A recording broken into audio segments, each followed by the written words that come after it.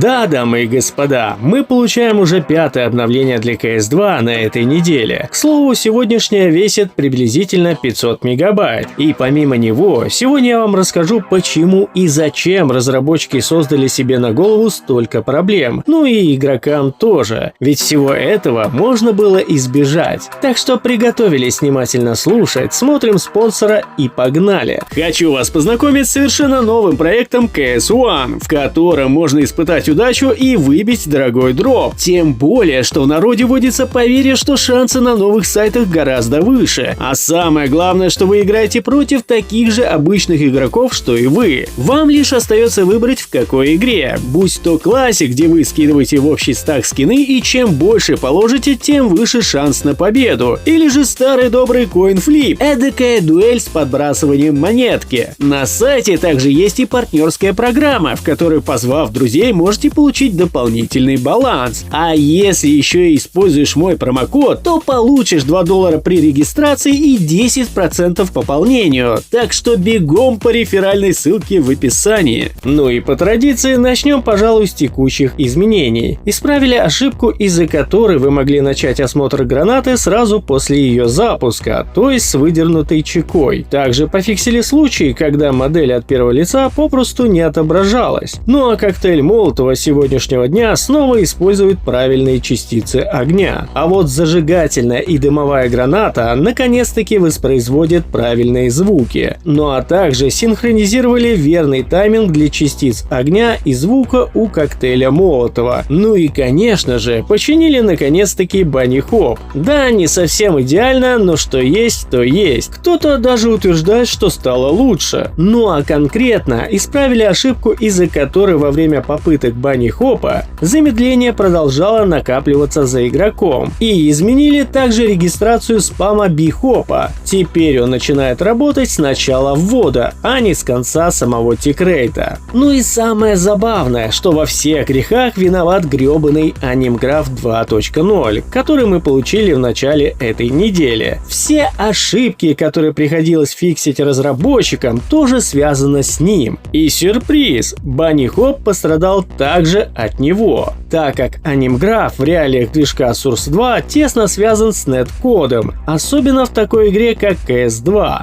Ведь по факту он является не только структурой анимации для игровых предметов, но и вызывает определенные события в игре, и по нему можно даже предсказать направление персонажа, на чем, кстати, и построено предсказание урона. Но так ли нам нужно было данное изменение? Конечно же нет, ведь по факту то, что разработчики делают и будут делать в CS2, спокойно работало бы и на старой версии. Все упирается в банальную лень. Ну а если перевести на язык разработчиков, то продуктивность. Потому что, понимаете, это не очень удобно, когда вы работаете над CS2, а потом вдруг решили поработать, к примеру, над Deadlock'ом. Ведь CS2 оставалась на первом Animgraph, а Deadlock изначально работает на втором. И это на самом деле тормозит разработку в любой другой компании. Но Valve, как вы знаете, даже удобства не помогают, и они могут тормозить и при благоприятных условиях. Кстати, по той же причине CSGO перекатилась на Source 2 под новым именем для удобства, но, видимо, не для скорости. Однако, хочу выделить еще один момент. Помимо анимации, разработчики также заменили и все модельные компоненты, начиная от агентов операций до самих оружий. Да, они не сильно бросаются в глаза, да и параметры вы никак бы и не узнали. Однако гранаты стали больше, а циферблат на C4 поменяли. Но скорее всего это вы уже заметили. Но заметили ли вы, что руки теперь имеют кусочек от модели от третьего лица, а конкретно плечевой сустав? И хрен знает, какие еще подобные мелочи мы не заметили. Может, стоит проверить хитбоксы?